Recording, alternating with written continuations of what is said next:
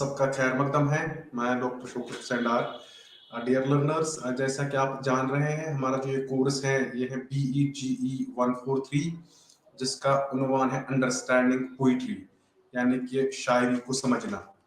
तो आज हमारे पास जो ब्लॉक 1 में है, यूनिट 3 और 4 को हम इस पे नजर दोहराएंगे, और यूनिट 3 में हम रोमांटिक पोइट्स यानी कि विलियम वर्ड्सवर्थ और कोलरिज के बारे में जानने की कोशिश करेंगे, और विक्टोरियन जो पोइट्स हैं रॉबर्ट ब्राउनिंग और एल्फ्रेड टेनिसन के बारे में पढ़ने की कोशिश करेंगे। जो ही हम ब्लॉक एक का मुआयना करते हैं, इस पे बड़े गौर फिक्र अच्छे से करते हैं, तो पहले हमें शायरी के बारे में हमें इंफॉर्मेशन मिलती है कि हम प्रीवियस लेक्चर में आपको इन्फॉर्म कर चुके हैं कि एक्चुअली व्हाट इज पोइट्री। हम पोइट्री के बारे में भी बात कर चुके हैं, क्योंकि इससे पहले कि हम पोइट्स शायरों के बारे में बात करें, तो हमने इससे ये मुनासिब समझा कि हम पहले आपको शायरी के जो what is poetry, what are its various features, और वो इंफॉर्मेशन हमने आपको लास्ट लेक्चर में दी। इवन इतना ही नहीं, हमने आपको एरिस्टोटल और प्लेटो के दरमियान जो कॉन्फ्लिक्ट चल रहा था, जो तजाद उन दोनों के दरमियान चल रहा था, क्योंकि हम जानते हैं कि जो प्लेटो थे एक ग्रीक फिलोसफर रह चुके हैं, उनके नजर में जो एक शायरी है, जो पोइट्री है, वो एक्चुअली उसका मानना है कि जो एक शायर होता है ये ख्याली दुनिया में रहता है, ये सोसाइटी के लिए कुछ कंट्रीब्यूट नहीं करता है, इसका कोई भी कंट्रीब्यूशन सोसाइटी के लिए नहीं होता है, यानी कि वो खाली इमेजिनरी वर्ल्ड में रहता है। यानी कि वो जो रियलिटी होती है, जो बाहर की दुनिया है, एक्सटर्नल वर्ल्ड जिसको हम बोलते हैं, या सोसाइटियल लाइफ जिसको हम बोलते हैं, समाजी जिंदगी जिसको हम बोलते हैं, प्लेटो का मानना था कि जो एक पोइट है, जो एक शायर है, कोशिश नहीं करता, जो भी इसके अपने ख्यालात होते हैं, ये उन्हीं ख्यालात को अपनी रीडर्स के सामने लाता है। that it was for this reason he banished poets from his own ideal world। लेकिन उसके बाद उसके एक शागिर्द एरिस्टोटल थे। एरिस्टोटल ने फिर उसको यानी कि जो प्लेटो की आइडियोलॉजी थी, उसका मानना था, एरिस्टोटल उसके साथ मुत्तफिक नहीं थे। उन्होंने उस आइडियोलॉजी जो भी बिलीव करते थे प्लेटो के, जो जितने भी पॉइंट्स थे, एरिस्टोटल ने उनको डिस्कार्ड किया, उन्होंने उनको मानने से मना कर दिया, क्योंकि एरिस्टोटल का मानना है कि जो एक शायर होता है, जो एक पोइट होता है, ये समाज में रहता है, ये सोसाइटी में रहता है, ये सोसाइटी में ही लाइफ जीता है, और उसके साथ साथ ये सोसाइटी को देखकर अपनी जो इसकी पोइट्री होती है उसको ये बाहर लाता है। सोसाइटी के जितने भी पहलू हैं, या जितने भी मेन इश्यूज जितने भी होते हैं, उनको ये यानी कि रीडर के सामने लाने की कोशिश करता है। तो जब हम इस यानी कि एरिस्टोटल का मानना है कि जो ये पोइट होता है, ये एक एक्चुअली ही वर्क्स एज अ टीचर, यानी कि एज एन इंस्ट्रक्टर ये काम करता है सोसाइटी में। यानी कि शायर जो होता है, ये सोसाइटी में जितनी भी चीजें होती हैं, चाहे वो बुराई हो या चाहे वो अच्छे काम हो, ये उनको हाईलाइट करता है। और इसके साथ साथ ये एक्चुअली ये कंटिन्यूअस कॉन्फ्लिक्ट चलता आ रहा है प्लेटो और एरिस्टोटल के दौर से। इवन आजकल भी कुछ लोग स्पेशली जो बिलीव करते हैं कि वो रैशनलिस्ट्स हैं, प्रैग्मेटिस्ट्स हैं, जो बिलीव करते हैं कि यानी कि वो एक्सपेरिमेंट्स पे बिलीव करते हैं, उनका मानना यही है कि जो ये शायर होता है ये ख्याली दुनिया में रहता है, ये खाली इमेजिनरी वर्ल्ड में रहकर फिर अपनी जो इसके इमोशंस होते हैं, सेंटिमेंट्स होते हैं, या फीलिंग्स इसकी होती है, ये उन्हीं को यानी कि रीडर के सामने लाता है। और वैसा ही कॉन्फ्लिक्ट फिर हमें एलिजाबेथियन एरा में भी देखने को मिला, जब हम एक एलिजाबेथियन राइटर हुआ करते थे जिसका नाम था स्टीफन गॉसन। उसने एक इसे लिखा था जिसका नाम उन्होंने दिया था स्कूल ऑफ अब्यूज। इसमें इन्होंने एक्चुअली बिल्कुल वैसे ही आइडियोलॉजी को यानी कि इसमें फरहाम यानी कि जो प्लेटो का मानना था, जो प्लेटो की आइडियोलॉजी थी, वैसे ही यानी कि आइडियाज के साथ स्टीफन गोसन। ये वही दौर था जब एलिजाबेथियन एरा में शेक्सपियर जैसा पोइट लिख रहा था, या फिलिप सिडनी जैसा शायर नाम कमा चुके थे एलिजाबेथियन एरा में, यानी कि उन्होंने बहुत बुलंद पाया शायर, उनको अंग्रेजी लैंग्वेज में माना जाता है। लेकिन उसी दौर में एक राइटर आते हैं जिसका नाम स्टीफन गोसन होता है, ये अटैक करते हैं शायरों पे। उसने जो ये ऐसे लिखा है, जो एक इम्पोर्टेंट ऐसे माना जाता है लिटरेरी क्रिटिसिज्म का। इस ऐसे में वो लिखते हैं कि जो पोइट होता है एक्चुअली उसने चार यानी कि कैटेगरी, यानी कि उसने बोला है कि जो ये पोइट होता है, ये शायर जो होता है, या ये धोखा देती है, या इसमें आपको फरेब जैसी जिंदगी मिलती है। यानी कि वो जो रियलिटी जो होती है, रियलिटी आपको एक्चुअली जो पोइट्री है, इसका मानना है कि जो शायरी है, जो स्टीफन बोसन है, इसका मानना है कि जो शायरी है इसको वो बोलते हैं कि ये यूजलेस एक्टिविटी है। फिर वैसे ही आपको उसको फिर फिलिप सिडनी ने फिर उसको रिएक्ट किया, फिलिप सिडनी ने फिर उसको जवाब दिया। उसने फिर एपोलॉजी ऑफ पोइट्री लिखी। एपोलॉजी ऑफ पोइट्री में वो फिर जाहिर यानी कि बाहर उन्होंने वो जो मैसेज उस ऐसे में वो पहुंचाते हैं, वो उसका मानना है कि एक जो पोइट होता है ये ख्याली दुनिया में खाली नहीं रहता है, ये एक ह्यूमन बीइंग है, ये भी सोसाइटी में रहता है, जो भी चीजें सोसाइटी में होती है ये उनको ही पोर्ट्रे करता है। तो वैसा ही कॉन्फ्लिक्ट फिर हम रोमांटिक एरा में भी हुआ था। रोमांटिक एरा जैसे अभी हम आज के लेक्चर में रोमांटिक पोइट्स को करने जा रहे हैं। विलियम वर्ड्सवर्थ की पोइम हम पढ़ने जा रहे हैं जिसका नाम है द रूइनेड कॉटेज, और कोलरिज की पोइम जो है, या कुबला खान, उसने बहुत सारी पोएम्स लिखी है, the rhyme of the ancient mariner, या उसकी एक रिजेक्शन इन ओड उसकी एक इंपॉर्टेंट पोएम है। उसी एरा में, रोमांटिक एरा में एक राइटर आए थे, उसका नाम था यानी कि टॉमस लव पीकॉक। उसने भी पोइट्स को अटैक किया, उसने भी शायरी को अटैक किया। उसके जो बरक्स जो उसको रिएक्ट फिर किया यहाँ पे, उसके उसका नाम था पीबी शेलिन। शेलिन ने फिर उसको रिएक्ट किया। शेलिन ने फिर यानी कि जितने भी इंपॉर्टेंट पॉइंट्स एक एज अ पोइट वो मानते थे कि पोइट जो है, ये पोइट्री जो है, it's not a useless activity, it's not the wastage of time. यानी कि जब आप पोइट्री को पढ़ते हो आपको बहुत सारी चीजों का, यानी बहुत सारी चीजों की आपको इल्मियत मिलती है, आपको बहुत सारी इंफॉर्मेशन मिलती है। तो एक्चुअली अब हम जो ही हम पोइट्री पे नजर डालते हैं, जो हमारा आज का ये यूनिट है, इस यूनिट में हम बहस के लिए दो रोमांटिक शायरों का मुंतखब हमने किया है। एक का नाम विलियम वर्ड्सवर्थ है और दूसरे का नाम सैमुअल टेलर कोलरिज है। हमारा मकसद लफ्ज रोमांटिक के माने को समझना है, यानी कि रोमांटिक को हम आज समझने की कोशिश करेंगे। क्या ये रोमांटिक जो आप यूजुअली जो जिस सेंस में इसको आप इस्तेमाल करते हो, क्या जब हम लिटरेचर में इसको इस वर्ड का इस्तेमाल करते हैं, इस वर्ड का यूज करते हैं, क्या वो वही मीनिंग रखते हैं जो एक कॉमन मैन की जिंदगी में रोमांटिक मकसद रखता है? वो हम आगे देखने की कोशिश करेंगे कि what this romantic stands for. तो फिर हम जो एक्चुअली आज हम रूइनेड कॉटेज के बारे में पढ़ने की कोशिश करेंगे। ये एक पोएम लिखी है विलियम वर्ड्सवर्थ की, ये पोएम है। वर्ड्सवर्थ की नज़म ये 19वीं सदी में ये पोएम लिखी गई है। ये यानी कि ये जो ये दो पोइट्स हैं, सैमुअल टेलर कोलरिज और विलियम वर्ड्सवर्थ, इन्होंने ही एक्चुअली रोमांटिक पोइट्री का आगाज किया था। जब हम अंग्रेजी अदब की बात करते हैं, इंग्लिश लिटरेचर की बात करते हैं, तो जो ही हम फिर यानी कि आज हम समझने की कोशिश करेंगे एक्चुअली जो ये इन्होंने रोमांटिसिज्म की बुनियाद क्यों डाली है।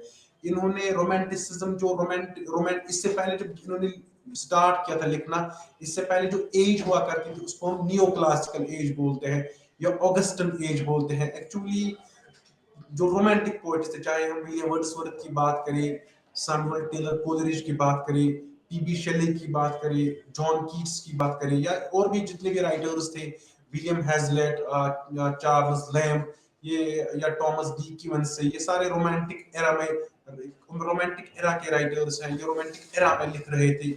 एक्चुअली रोमांटिक एरा, जब हम रोमांटिक की बात करते हैं, रोमांटिसिज्म की बात करते हैं, ये शायद वो रोमांटिसिज्म नहीं है जो नॉर्मली एक कॉमन सिटीजन, कॉमन मैसेज के दिमाग में है। एक्चुअली रोमांटिसिज्म का जब हम अदब में इसकी बात करते हैं, अदब में इसका मुताला करते हैं, तो यहाँ पे रोमांटिसिज्म कुछ और मीनिंग हमारे सामने, यानी कि हमारी it stands for something else. यानी कि जब हम रोमांटिसिज्म की बात करते हैं, it was a revolt against new classical poetry, it was a reaction against Augustan age. तो इससे पहले कि हम रोमांटिसिज्म को समझने की कोशिश करेंगे, एक्चुअली रोमांटिसिज्म कैसे मुख्तलिफ है एक उस रोमांटिसिज्म से जो एक बंदा सोचता है कि रोमांटिसिज्म क्या है।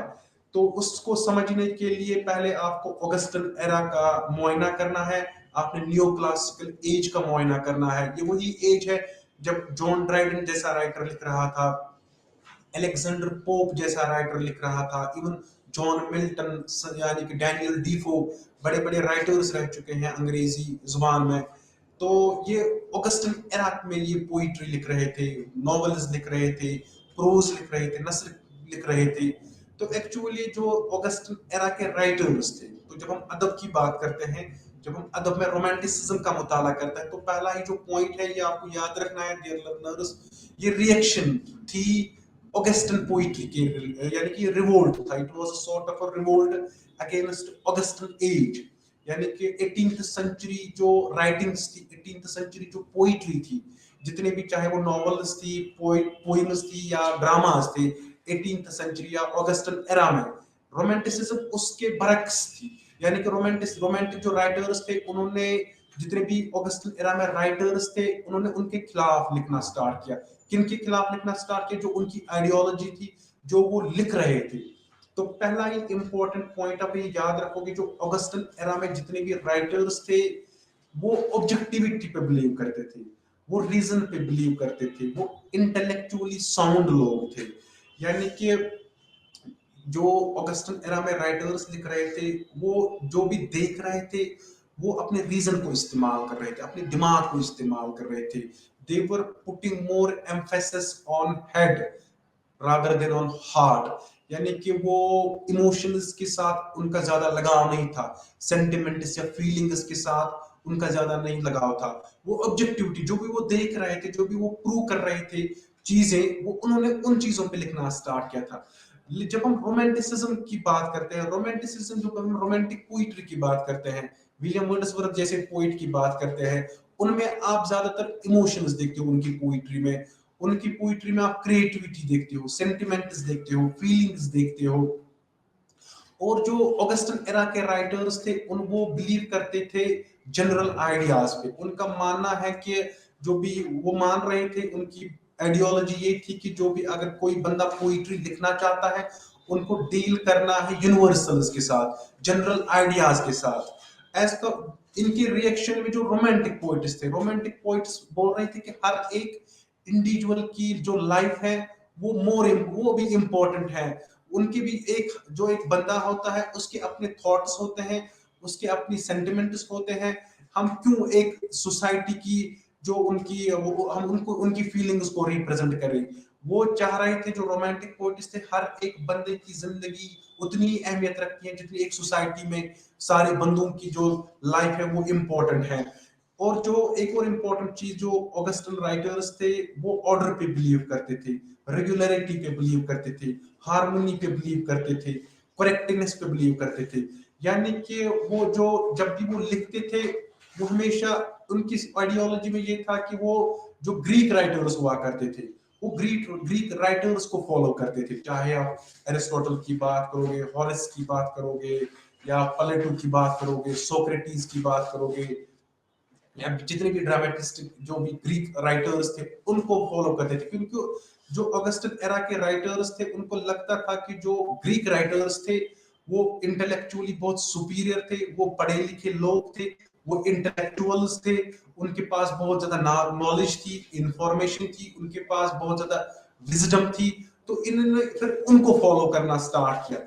इनके रिएक्शन में जैसे रोमांटिक राइटर्स, उन्होंने कहा कि जरूरी नहीं है कि हम ग्रीक राइटर्स को फॉलो करके अपनी शायरी लिखी, ग्रीक राइटर्स को लिखकर हम अपने ड्रामास लिखी, ग्रीक राइटर्स को फॉलो करके हम नॉवेल्स या प्रोज लिखे।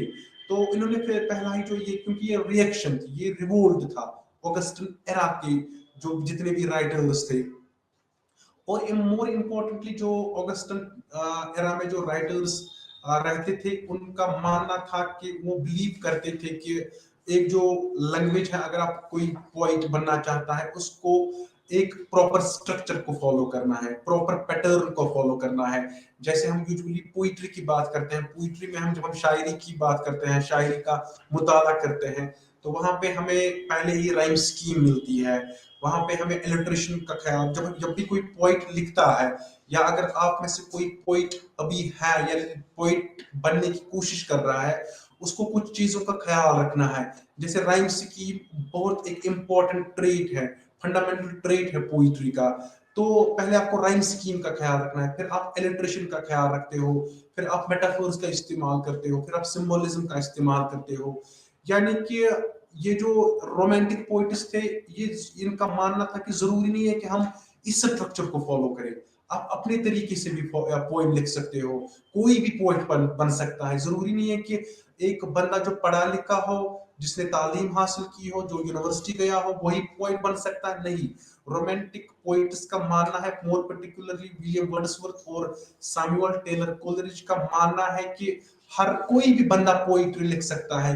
किसी भी पोइट के दिमाग में ख्यालात आ सकते हैं और वो उन ख्यालात को शायरी की फॉर्म में लर्नर्स के सामने ला सकता है। तो जब हम बात फिर यानी कि जब हम रोमांटिक एरा की बात करते हैं, फिर हम राइम स्कीम की बात करते हैं। रोमांटिक पोइट्री में आप यूजुअली देखते हो, romantic poetry is mainly written in unrhymed scheme, जिसको हम ब्लैंक वर्स भी कहते हैं। जब हम ऑगस्टन एरा की पोइट्री की बात करते हैं, उसमें आप एक जो राइम स्कीम होती है, जैसे आपको वो राइम स्कीम में एक जो पोइट होता है, शायर होता है, वो कुछ चीज जैसे वो लास्ट में वो मिलता जुलता जो साउंड होता है उसका ख्याल रखता है, टोन का ख्याल रखता है, रिदम का ख्याल रखता है। और वैसे रोमांटिक पोइट्स ये नहीं, वो इस बात से एग्री नहीं करते हैं। वो बोल रहे हैं पोइट्री जिस फॉर्म में भी आप जैसे भी आप लिखना चाहते हो, वो अनराइम्ड स्कीम में भी आप लिख सकते हो। One more important thing which I would like to share with you, dear learners, which is कि जो romantic poets है, उन्होंने ज्यादातर रूरल एरियाज, जो देहाती जिंदगी है, उन्होंने उन यानी कि देहाती जिंदगी पे जो भी नेचुरल ऑब्जेक्ट्स देहात में उनको मिलते हैं, उन्होंने वहां की तरफ ज्यादा जोर दिया था। जब हम ऑगस्टन एरा के राइटर्स की बात करते हैं, उन्होंने टाउन लाइफ को हाईलाइट किया था। जब आप ड्राइडन की आप जैसे उसके प्ले यानी कि प्लेज देखोगे या अलेक्जेंडर पोप की पोएम्स आप पढ़ोगे, तो वहां पे आपको उन्होंने टाउन लाइफ को यानी कि हाईलाइट किया है। जितने यानी कि जो टाउन लाइफ में जितने भी सोसाइटल इश्यूज होते हैं, उन्होंने उनको उजागर करने की कोशिश की है। तो अब आपको ये याद रखना है, जो जब हम ऑगस्टन एरा की बात करते हैं और ऑगस्टन एरा के साथ साथ हम रोमांटिक एरा की बात करते हैं, the first thing which you should remember is romanticism was a reaction, it was a revolt against Augustan age, or which we call neoclassical age in English literature। यानी कि जब हम अदब की बात करते हैं, अदब में हम रोमांटिसिज्म की बात करते हैं, इसकी यानी कि इसकी बुनियाद कैसे आई अदब में। तो जब हम स्पेशली इंग्लिश लिटरेचर की बात करते हैं, तो इसकी जो शुरुआत हुई थी ये 18th सेंचुरी में हुई थी। और ये कैसे इसकी शुरुआत हुई थी, जो 18th सेंचुरी में पोइट्स आए थे, चाहे वो विलियम वर्ड्सवर्थ हो, कोलरिज हो, कीट्स हो, इनकी जो पोइट्री है वो रिएक्शन एक्चुअली। जब हम बात पोइट्री की करते हैं, रोमांटिक इरा की बात करते हैं, तो अभी हम फ्रेंच रेवोल्यूशन की बात कर रहे थे कि फ्रेंच रेवोल्यूशन जब आया था, ये 1789 में आया था। ये वही दौर था जब एक्चुअली ब्रिटेन और फ्रांस आपस में लड़ पड़े थे, ये दो कंट्रीज आपस में लड़ पड़ी थी। एक्चुअली ये फ्रेंच रेवोल्यूशन का जो कॉन्सेप्ट था, इसका मेन मुद्दा ये था कि जो एक इंडिविजुअल होता है उसकी अपनी खुद की लिबर्टी होनी चाहिए, उसके पास फ्रीडम ऑफ एक्सप्रेशन की लिबर्टी होनी चाहिए, जैसे वो लाइफ को जीना चाहता है उसको वो हक मिलना चाहिए।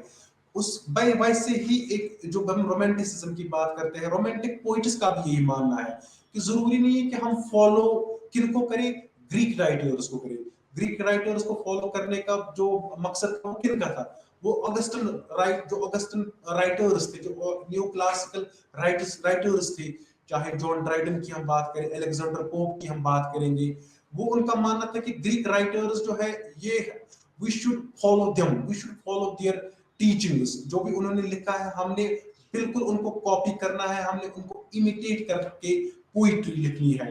रोमांटिक एरा में वो बात नहीं थी। रोमांटिक तो उसमें जब हम रोमांटिक एरा की बात करते हैं तो मोर इम्पोर्टेंटली एक पोइट जिसने बुनियाद इस रोमांटिसिज्म की डाली थी अंग्रेजी शायरी में, वो थे विलियम वर्ड्सवर्थ। विलियम वर्ड्सवर्थ का जन्म जो हुआ था ये 1770 में हुआ था, इंग्लैंड में हुआ था।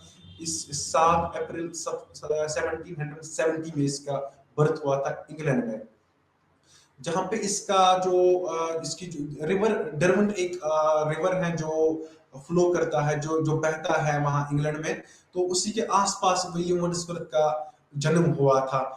एक्चुअली ये रिवर डरवंट है, विलियम वर्ड्सवर्थ जब छोटे थे, या रिवर कॉकर जो है, विलियम वर्ड्सवर्थ जो जब इसकी पैदाइश हुई थी तो इसकी जो सीनरी, जो इसकी सराउंडिंग्स थी, वहां पे यूजुअली रिवर्स फ्लो करते थे, वहां पे इसको कुछ फॉरेस्ट्स भी मिलते थे वहां पे, यानी कि जो इसकी सराउंडिंग्स थी दे, दे यानी उसका बहुत इम्पैक्ट पड़ा विलियम वर्ड्सवर्थ की लाइफ पे, विलियम वर्ड्सवर्थ की पोइट्री पे। तो जो रोमांटिक पोइट्स है, इनकी जो मेन एक ट्रेट है, इन्होंने इनकी जो ज्यादा पोइट्री है, इन्होंने वो इनकी जो ज्यादा शायरी है वो किन के बारे में इन्होंने लिखी है, वो नेचर के बारे में लिखी है। जितने भी नेचुरल ऑब्जेक्ट्स हैं, बीट मून, सन, स्टार्स, स्काई, ओशियंस, जैसे लेक्स हैं, माउंटेन्स हैं, बर्ड्स हैं, जितने भी नेचुरल ऑब्जेक्ट्स हैं, जो कुदरती निजाम है, उन्होंने उनके यानी कि उन चीजों से बहुत ज्यादा मुतासिर हुए थे। तो वैसे ही रिवर डरवंट के आसपास ही विलियम वर्ड्सवर्थ का जन्म हुआ था। तो इस रिवर डरवंट का, क्योंकि जब विलियम वर्ड्सवर्थ छोटे थे, ये अक्सर ही वहां से गुजरते थे, तो ये सोच में पड़ते थे कि ये जो रिवर है, ये रिवर डरवंट है जो फ्लो करता था वहां से, तो फिर जब ये एज अ चाइल्ड सोचता था कि इसको भी कोई जान देने वाला है, इसको भी कोई, यानी कि इसको भी किसी ने इजाद किया है। तो वैसे ही फिर जब ये बड़ा होता गया तो फिर जितने भी नेचुरल ऑब्जेक्ट्स थे उनका कुछ बहुत ज्यादा इन्फ्लुएंस इनकी पोइट्री में हमें देखने को मिलती है।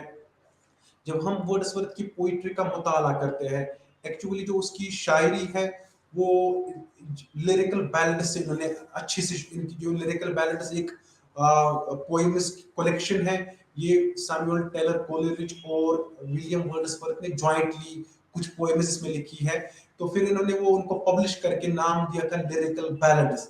इसमें मोस्टली आपको विलियम वर्ड्सवर्थ की पोएम्स मिलती है, और कुछ पोएम्स इसमें सैमुअल टेलर कोलरिज की भी है। तो फिर इस जब लिरिकल बैलेड्स की शुरुआत कब हुई थी, इसकी जो इन्होंने इनको पब्लिश कब किया था, 1798 में, यानी कि एग्जैक्टली जब फ्रेंच रेवोल्यूशन हुआ था 1789 में, उसके बाद 1798 में एस टी कोलरिज और विलियम वर्ड्सवर्थ एक कलेक्शन ऑफ पोइट्री लेके आए, लिरिकल बैलेड्स, और कहते ही है कि actually it originated what we call it like a school of romanticism। यही से रोमांटिसिज्म स्कूल, जो पोइट्री है, शायरी है, उसकी जो शुरुआत हुई थी वो 1798 से हुई थी।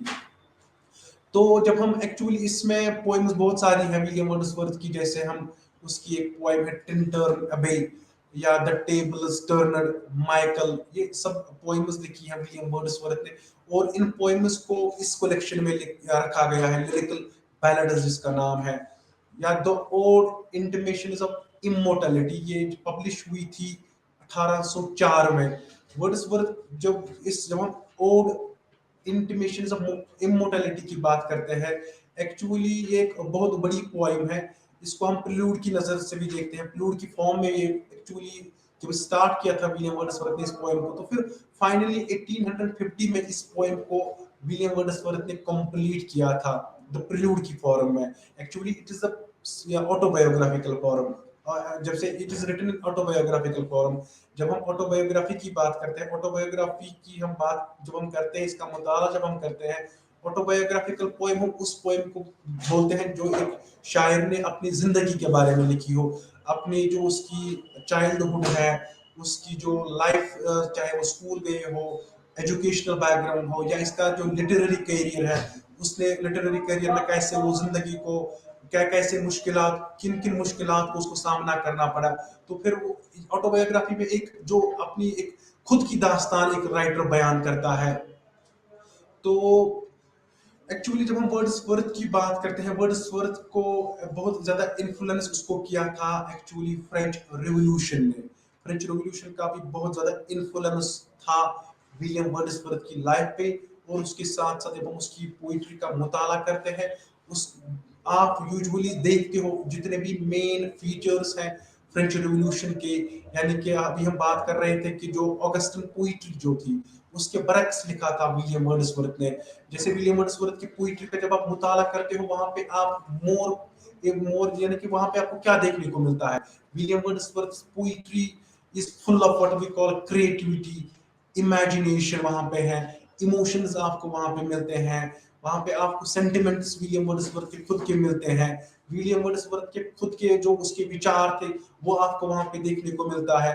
और इसके साथ साथ जब विलियम वर्ड्सवर्थ का नाम जब उसको जब लिटरेरी वर्ल्ड में उसने नाम कमाया था, तो फिर उसके बाद एक पोइट ल्यूरेट का भी खिताब इसको इस पोइट ल्यूरेट का खिताब भी इसको मिला था। जब हम विलियम वर्ड्सवर्थ की शायरी का मुताला करते हैं, एक्चुअली विलियम वर्ड्सवर्थ का जो मेन बिलीफ है उसका मानना ये है कि जो एक शायर है ये एक टीचर का काम करता है, ये एक उस्ताद का काम करता है।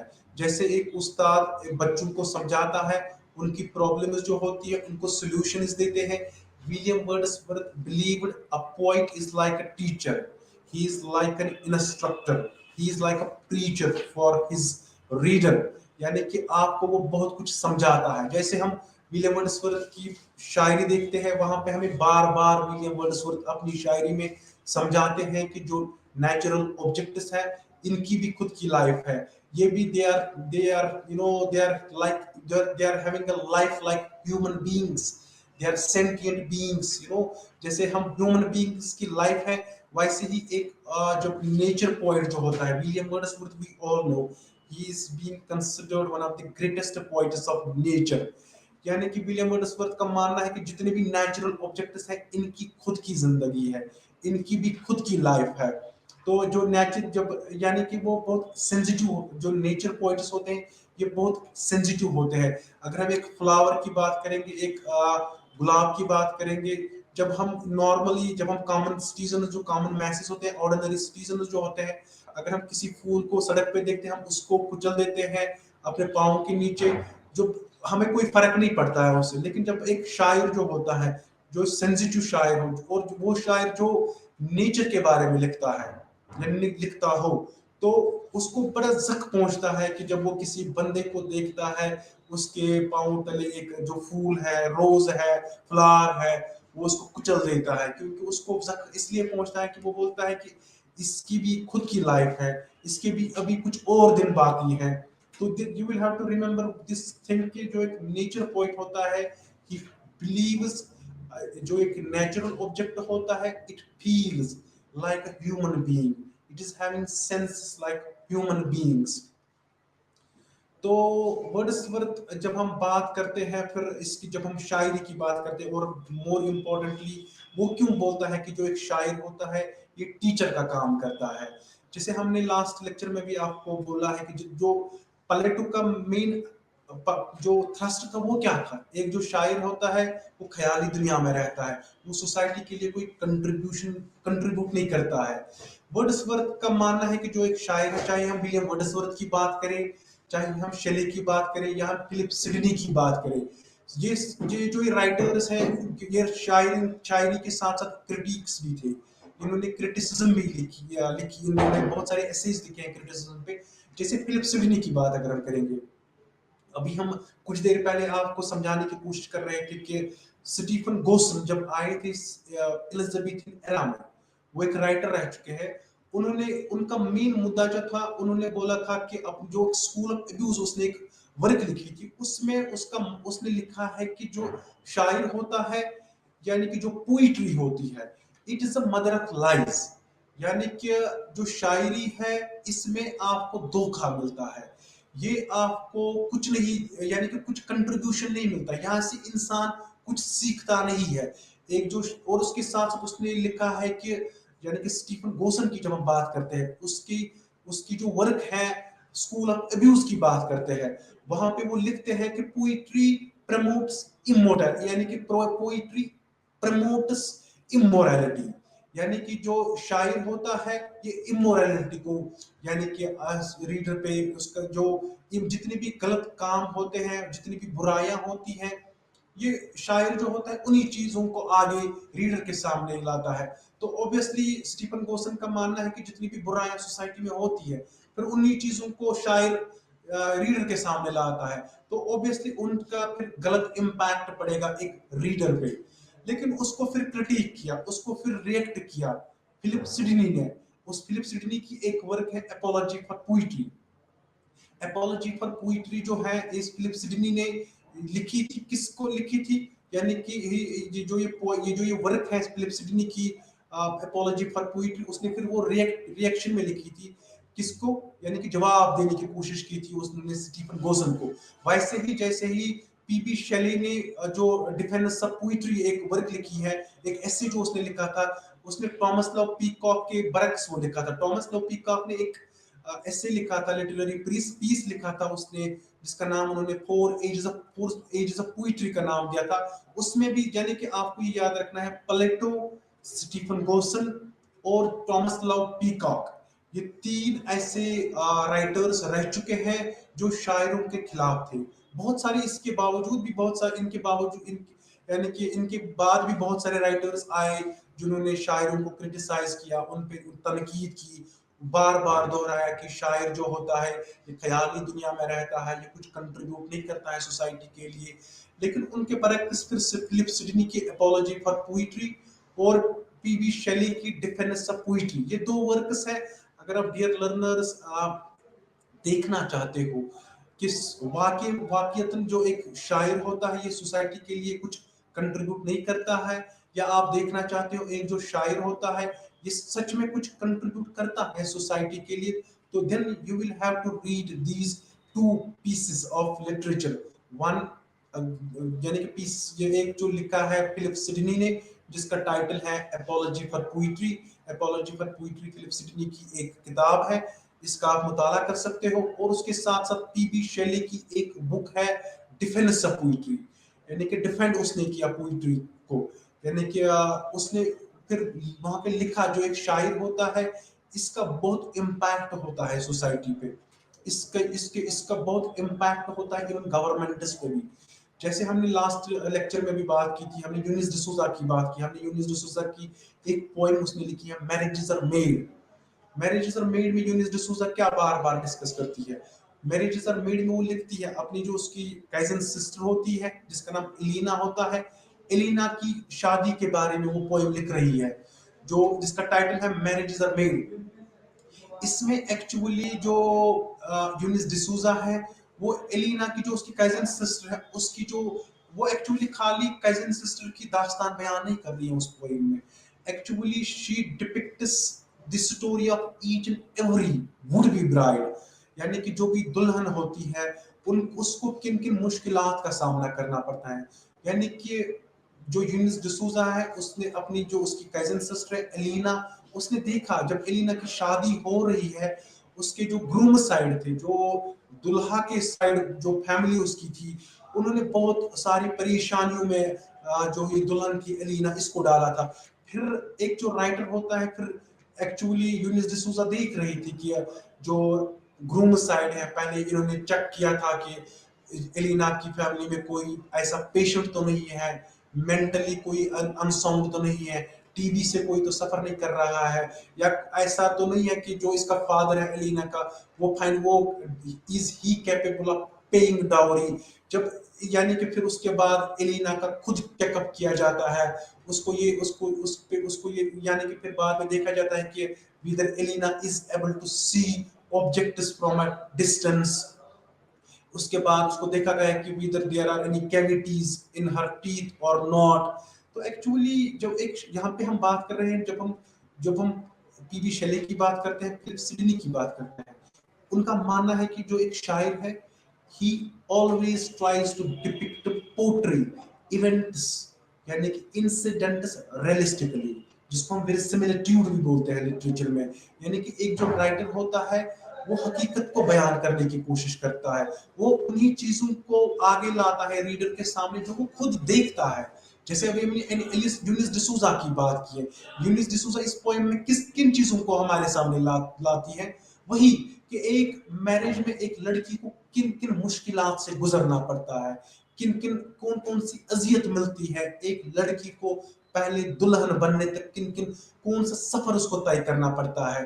तो वैसे ही जब हम वर्ड्सवर्थ की बात करते हैं, वर्ड्सवर्थ ने भी ही वैसे ही उसने रियलिस्टिकली जैसे उसने कुछ चीजों को देखा था फिर उन्होंने उनको पोर्ट्रे किया था अपनी पोइट्री में। तो यहाँ पे हम वही जब हम वही बात समझ में आ रही है कि जो एक शायर होता है, ऑल्दो ही और जो भी अदब की जो एक इम्पोर्टेंट ट्रेट है, जब हम लिटरेचर का मुताला करते हैं सीरियसली इसका इसका वो गौर फिक्र से हम पढ़ते हैं, when of literature, be it a genre of drama, poetry or even prose, तो वहां पे हमें देखने को मिलता है कि imagination is an important trait of every form of literature. यानी कि इमेजिनेशन के बगैर एक राइटर नहीं लिख सकता है। विच एक्चुअली ये एक इमेजिनेशन जो पावर एक राइटर के पास होती है, it actually this differentiates him from a common message. ये एक हथियार एक राइटर के पास होता है, इमेजिनेशन, जो बाकी शायद बाकी राइटर बाकी लोगों के पास नहीं होता है। although we all could imagine in our own ways, लेकिन फिर फर्क कहां पे आती है? एक जो राइटर होता है, he is having a supreme level of imaginative powers, यानी कि he is having uncommon sensibility, he is having a comprehensive soul, he is having a greater zest for life. These are the things which differentiates writers, serious writers, good writers or even good poets from common masses. तो जब हम फिर बात actually अगर हम रूइनेड cottage का मुताला करेंगे, जो ये पोएम विलियम वर्ड्सवर्थ ने लिखी है, यहाँ पे भी आपको वही दास्तान देखने को मिलेगी कि वर्ड्सवर्थ ने ये जो ये पोएम लिखी है रूइनेड कॉटेज, उसने कुछ चीजों को देखा था, उसने कुछ ऑब्जर्व किया था। हाँ, one more important thing which I would like to share with you, जो एक राइटर होता है उसकी जो ऑब्जर्विंग पावर होती है ये भी सुप्रीम लेवल की होती है। ही ऑलवेज ये जो उस यानी कि ऑब्जर्व करता है, चीजों को देखता है, गौर फिक्र करता है चीजों पे, बड़े जान से देखता है चीजों को। यानी कि he always wants to observe things, यानी कि बोलते हैं ना वो बड़े गहराई तक तह तक जाना चीजों को। ऑब्जर्वेशन पावर एक राइटर के पास होती है। यानी कि यहाँ पे आप हमारे पास अब पॉइंट क्या मिलता है, पॉइंट यही हमारे दिमाग में अब आ रहा है कि जो एक राइटर होता है ये कुछ चीजों को देखता है, उन चीजों को अपनी इमेजिनेशन पावर का इस्तेमाल करके हमारे पास लाता है। तो यहाँ पे one more important thing which you would remember is जो है जो इसे लिटरेचर का मेन मकसद क्या है। It is having to purposes. one it could amuse you, it could give you pleasure, and at the same time it could instruct you। यानी कि जैसे हम टॉमस डी क्विंसी की बात करते हैं, टॉमस डी क्विंसी ने लिटरेचर को दो हिस्सों में बांटा था। टॉमस डी क्विंसी का ये एक्चुअली बहुत सारे राइटर्स का भी ख्याल है, बहुत सारे स्कॉलर्स भी इस बात के साथ एग्री करते हैं। जब भी आप कोई बुक पढ़ते हो, जब भी आप कोई पोएम पढ़ते हो, चाहे आप रूइनेड कॉटेज विलियम वर्ड्सवर्थ की कर लोगे या सैमुअल टेलर कोलरिज की कुबला खान ही करोगे, वहां पे आपको इधर you would get pleasure, you would get amusement, entertainment, fun, और एट द सेम टाइम आपको वहां से आप अपना जो आपका बोझ होता है आपका वो बोझ हल्का हो जाएगा। एक ये मकसद है लिटरेचर का कि आपको एंटरटेनमेंट मिल सकती है इससे, आप अपना बोझ हल्का करना चाहते हो। It could amuse you, it could provide you pleasure, but यानी कि इट कुड डिलाइट यू, जो फिलिप सिडनी का मानना था। But at the same time it instructs you, it preaches you, you get some lessons from literature. जो दो ही जैसे टॉमस डी क्विंसी ने लिटरेचर को दो हिस्सों में बांटा था। one he labeled as literature of power and the other one he named as literature of knowledge। यानी कि जो भी आप टॉमस डी क्विंसी एक अच्छे रोमांटिक राइटर रह चुके हैं, क्रिटिक भी थे वो, उनका मानना है कि अदब जो है, अदब को आप चाहे आप कोई भी बुक पढ़ लो, को चाहे नॉवल हो, पोइम हो, ऑटोबायोग्राफी हो, या आप वहां से नॉलेज हासिल कर सकते हो, आप उस बुक से कुछ सीखना चाहते हो, आपको उस बुक में कुछ राइटर सिखाना चाहता है, या दूसरा वजह ये हो सकता है जिसको हम लिटरेचर ऑफ पावर बोलते हैं, आपको वहां से प्लेजर मिल सकता है, you could get delight from any piece of literature. तो ये बुनियादी दो वजह है। तो जब एक राइटर लिखता है उसके भी कुछ ना कुछ एम्स होते हैं माइंड में लिखने के लिए, वो कुछ मैसेज पहुंचाना चाहता है रीडर तक। तो यहाँ पे अब यू कुड नॉट से, यू कैन नॉट, यानी कि कहने का मतलब है कि राइटर जो होता है he uses his power of imagination, लेकिन इमेजिनेशन के साथ साथ आपको वो नॉलेज भी दे सकता है, इन्फॉर्म भी करता है, उसके साथ साथ आपको वो अम्यूजमेंट भी दे सकता है। और आपको एक और इम्पोर्टेंट चीज जो याद वो रखनी है वो ये है कि a poet always tries to portray things sincerely, realistically. अब यहाँ पे जैसे अभी हमने यूनिस डिसूजा की बात की, if you are going to read this poem marriages are made, which is written by Eunice D'Souza, you would come to know, yes, Eunice D'Souza has, she had depicted each and everything in a realistic manner. I mean, जो चीजें आपकी society में हो रही है, तो यहाँ पे आप शायद you may not agree with the ideology या जो भी थॉट्स आइडियाज थे प्लेटो के, टॉमस लॉ पीकॉक के, स्टीफन गोसन के, की जो एक शायर होता है ये खाली यानी कि बुराइयां फैलाता है, बुराइयों के बारे में लिखता है, सच्चाई जो सच्चाई के बुनियाद पे इसके थॉट्स नहीं होते हैं। जैसे हम रूइनेड कॉटेज की बात करते हैं, actually William Wordsworth wrote this poem. एक जो फैमिली होती है, जो ये एक्चुअली एक फैमिली होती है, ये एक यानी कि हिल्स में रहती है, इसके जो कैरेक्टर्स हैं, इस एक यानी कि आपने एक कॉटेज का यानी कि एक मकान, छोटा सा मकान होता है, एक फॉरेस्ट होता है, वहां पे ये लोग रहते हैं।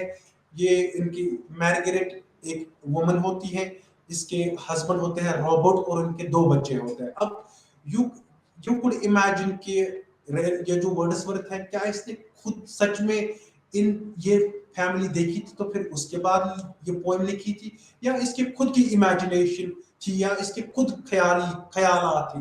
शायद वर्ड्सवर्थ ने कुछ ऐसा देखा होगा अपनी जिंदगी में, अपनी सराउंडिंग में।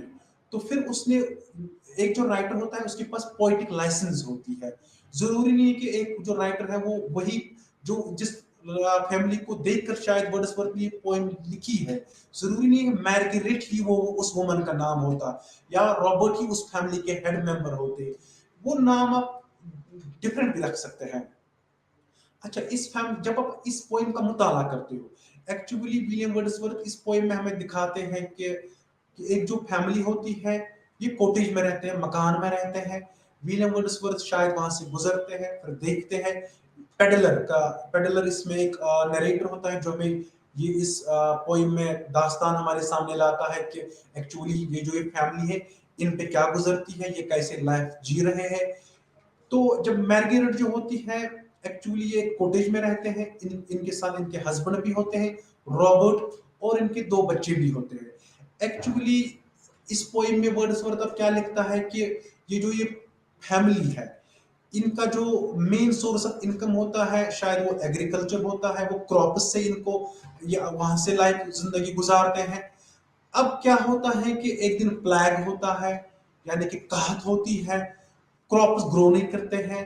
अब इनको खाने के लिए शायद चीजें भी नहीं होती हैं खाने के लिए। ये जो एक पेडलर होता है, ये जो नरेटर होता है इस पोएम का, इसका पेडलर हम यूजुअली किसको बोलते हैं, जो एक गांव से दूसरे गांव में जाता है, फिर कुछ चीजों को वो बेचता है। तो फिर उसका थोड़ा सा वो नेचर होता है, फिर वो जिसलिए पहले की बात है, शायद आज के जमाने में हमें ये चीजें देखने को ना मिले कि एक जो पेडलर होता है। लेकिन पहले पहले की अगर हम बात करेंगे, और जो पहले पहले दिहाइयां हुआ करती थी, या किसी भी सोसाइटी में शायद अगर हम ट्राइबल एरियाज की बात करेंगे, फॉर फ्लंग एरियाज की बात करेंगे, शायद जहाँ पे अभी रोड कनेक्टिविटी नहीं होगी, तो वहां पे भी अभी भी पेडलर्स जाते हैं, वो चीजें वहां लेते हैं, फिर वो घर वालों को बेचते हैं, फिर उनका थोड़ा सा वो टाइज ऑन बनता है, फिर वो उनकी फेमिलियरिटी होती है फैमिली मेंबर्स के साथ। लेकिन you will have to remember, ये कब की बात है, विलियम वर्ड्सवर्थ के एरा की बात है, रोमांटिक एरा की बात है, 18th century, late 18th century England की बात है, जब ये हुआ करता था। तो एक पेडलर एक गांव से दूसरे गांव में जाया करता था, फिर घर वालों को वो सेल चीजें करते थे। तो पेडलर की जुबानी हमें वो फिर इस पोएम में एक जो नरेटर होता है पेडलर, इसकी जुबान जुबान से हम फिर सुनते हैं कि एक कॉटेज में एक फैमिली रहा करती थी, मार्गरेट और उनके हस्बैंड रॉबर्ट, और उनके साथ साथ 2 बच्चे थे। फिर क्या होता है कि ये जो फैमिली होती है ये बड़ी गरीब होती है, इनको खाने पीने की चीजें भी शायद मैसर नहीं होती है। फिर जब ये इनके हस्बैंड जो होते हैं रॉबर्ट, ये जब देखता है कि इसकी फैमिली को शायद कुछ चीजें नहीं मिलती है, खाने के लिए कुछ चीजें नहीं है, काम के लिए भी कुछ काम, यानी कि अब ये कुछ अर्न करता, कमाने के लिए जाता, लेकिन कहत है काम कहीं पे नहीं मिलता है, तो फिर अल्टीमेटली ये काम करता है, he joins the army without informing his wife और इवन हिज सन्स, जो इसके बेटे होते हैं।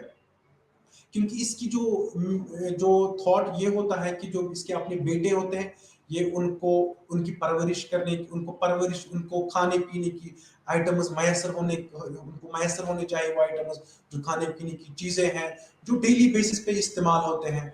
तो जब कहत होती है, जो क्रॉप्स फेल करते हैं ग्रो करना, वहां से फिर ये मिलिट्री ज्वाइन करते हैं विदाउट इन्फॉर्मिंग हिज वाइफ। तो फिर जो ये मैर्गरेट होती है ये बड़ी उदास होती है, इसको पता ही नहीं चलता है कि ये जो इसके हस्बैंड कहाँ गए हैं, कब ज्वाइन किया है। तो फिर ये एक उदासी उदासी यानी कि एक she lives a life in isolation, she lives a life of detachment, यानी कि शी इज कंप्लीटली यानी कि वो full of anxiousness, she is very much going through the phase of what we call यानी कि ट्रायल्स एंड ट्रिब्यूलेशन। तो बड़े गमजदा है, अफसुर्दा है, रंजो गम की हालत में है कि इसके जो हस्बैंड है वो कहीं दूर चले गए हैं। इसको पता है कि वो इसलिए इन्होंने घर छोड़ा है कि वो चाहते हैं कि वो कुछ कमा के आए, लेकिन ऐसा कुछ नहीं होता है। अल्टीमेटली जो इसके बच्चे होते हैं उनकी भी डेथ होती है, और उसके साथ साथ अभी ये जो ये हस्बैंड इनके होते हैं ये भी वापस नहीं आते हैं। फिर अल्टीमेटली विलियम वर्ड्सवर्थ हमें इस पोएम में दिखाते हैं, मैर्गरेट भी, इसकी भी डेथ हो जाती है। तो actually this it's an elegiac poem, it is an sort of an elegy.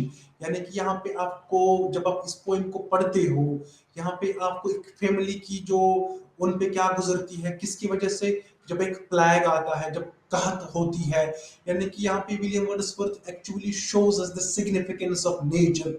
यानी कि नेचर जो है ये सब पे बारी है, ये जो नेचर है ये जो कभी कोई इसको कंट्रोल नहीं कर सकता है। एक्चुअली अगर कोई भी अच्छे तरीके से लाइफ जी रहा है, कुदरत पे कोई यानी कि आप नहीं कह सकते हो कि हमारी लाइफ आगे कैसे होगी, only nature knows, God knows. तो वैसे ही इस पोइम में आप हमारे सामने विलियम वर्ड्सवर्थ एक फैमिली की दास्तान रखते हैं, जिनको बहुत सारी मुश्किलात आते हैं, और अल्टीमेटली ये पोइम एक गुर्बत में ये जिंदगी ये लोग गुजारते हैं।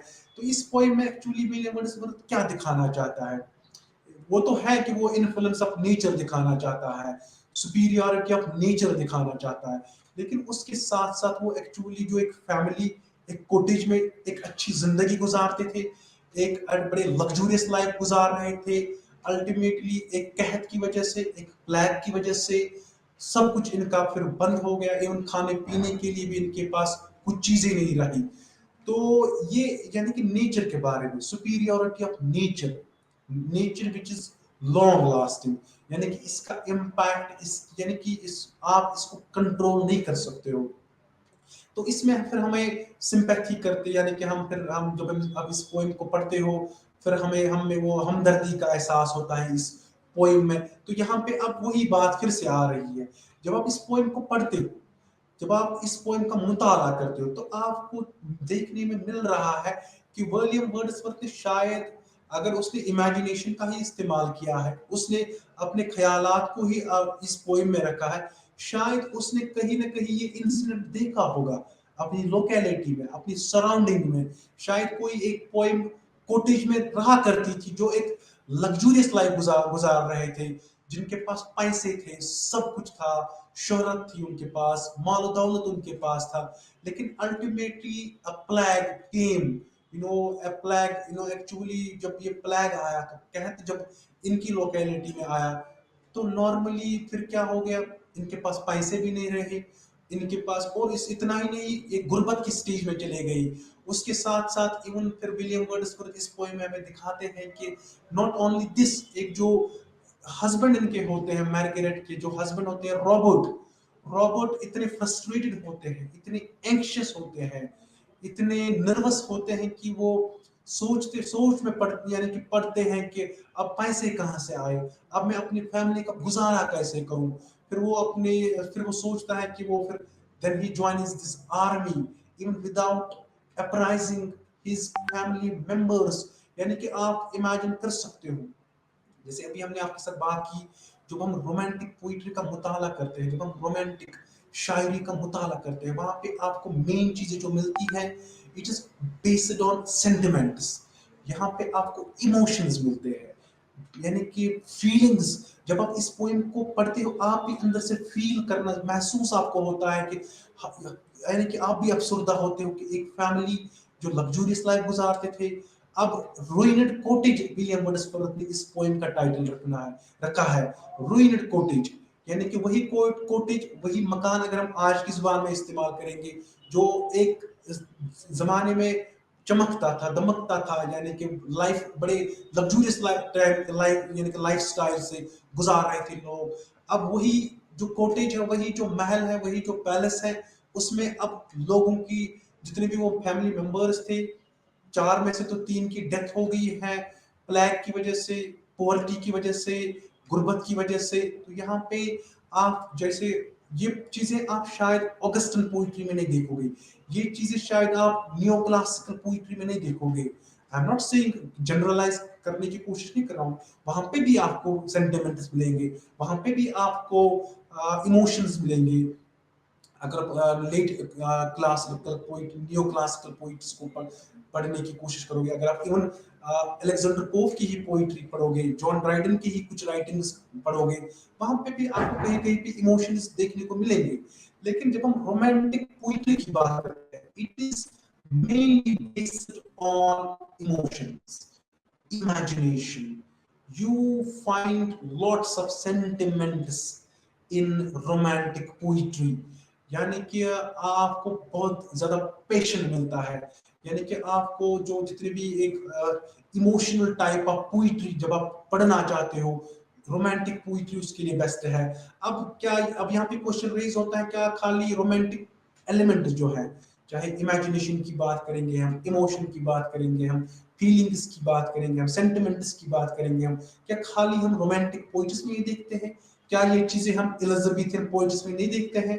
अगर हम एलिजाबेथन पोइट्स की पोइट्री पढ़ते हैं, चाहे हम विलियम शेक्सपियर की बात करेंगे, उसकी सोनेट्स की बात करेंगे, या इवन मेटाफिजिकल पोइट्री की बात करेंगे, even if you are going to talk about metaphysical poets like John Dryden, Andrew Marvell, अगर हम जॉन ड्राइडन की कुछ पोएम कैनोनाइजेशन की बात करेंगे, या इवन जॉन एंड्रयू मार्वेल की पोएम है टू हिज कॉय मिस्ट्रेस, वहां पे भी आपको कहीं ना कहीं इमोशंस मिलेंगे, सेंटिमेंट्स आपको वहां पे देखने को मिलेंगे।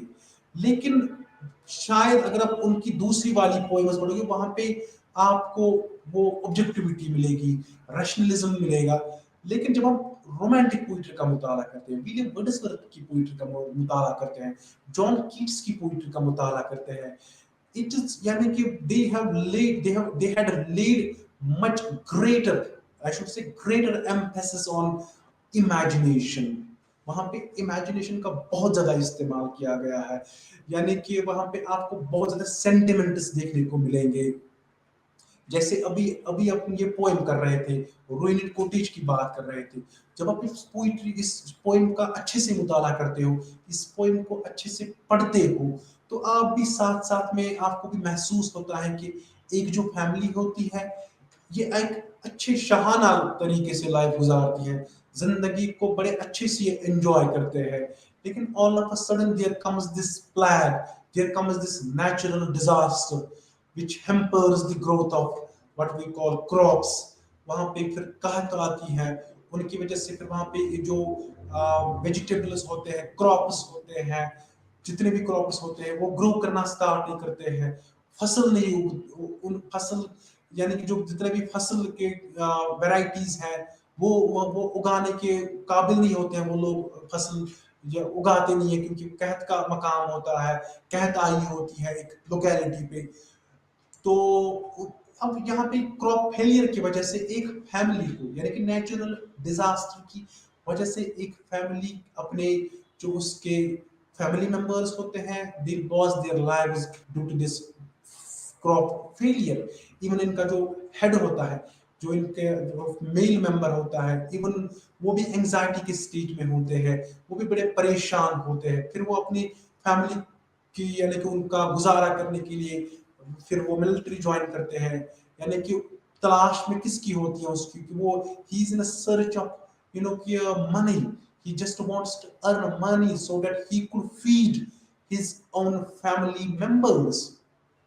तो वैसे ही ये यहाँ पे आपको मिलता है यही चीजें, जैसे सेंटिमेंट्स की बात कर रहे थे हम।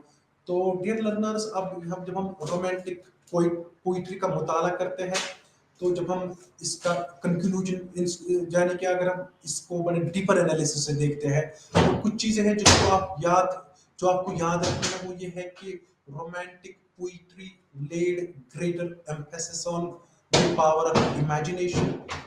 There are so many traits in romantic poetry, like जो romantic poetry है, it is full of emotions, sentiments, यानी कि passion। और एक चीज, नेचर के बारे में ये बहुत ज्यादा लिख रहे थे। Romantic poetry is based on unrhymed scheme. तो जो भी अब नेक्स्ट लेक्चर में हम और रोमांटिक पोइट्री को डिस्कस करेंगे, और जितने भी इंपॉर्टेंट और ट्रेट्स रह गए हैं वो हम नेक्स्ट लेक्चर में उनको कवर अप करने की कोशिश करेंगे। अब हम नेक्स्ट लेक्चर में मिलते हैं। Till then take very good care of yourself. अल्लाह हाफिज।